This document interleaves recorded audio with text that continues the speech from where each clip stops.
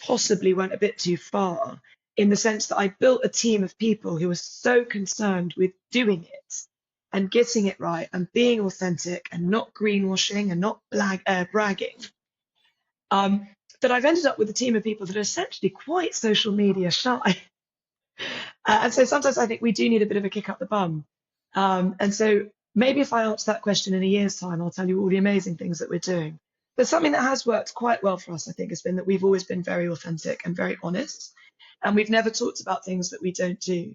And one of the comments that I hear most frequently from guests is, I honestly don't know why we didn't come to Blue Apple first.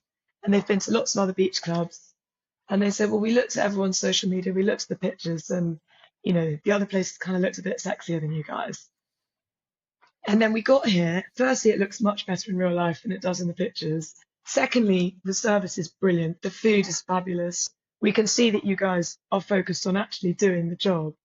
And we just sort of feel a bit sad that we didn't come here straight away. Now, that is, on the one hand, extremely gratifying. On the other hand, of course, especially if you're a social media manager, that is incredibly frustrating. So that's an area of focus for us now, is how to strike that balance and how to tell our story without bragging. Yeah, and the audience will really see through that if you're trying to sell something.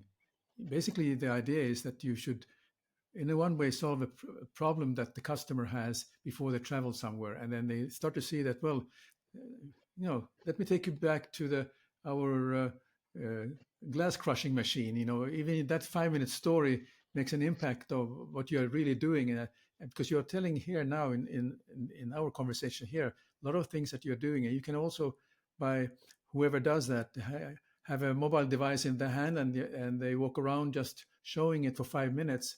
And that goes a long way. And once that distributed to those usual suspects in the social media, then it will spread very quickly. I think people are growing into finding out another ways how they can benefit for this. But because you have such a compelling story, I mean, since we've been speaking here for almost an hour, every minute you have shared something that could be a 5-minute video about what you're doing on a daily basis, or what your team is doing, or what the community is doing. So there is it's a lot of effort for the person who has to do it. It's not, and to hire an agency to do it, I think that they don't quite get it, because it has to be somebody who is in that operation. That's my 5 cents about this.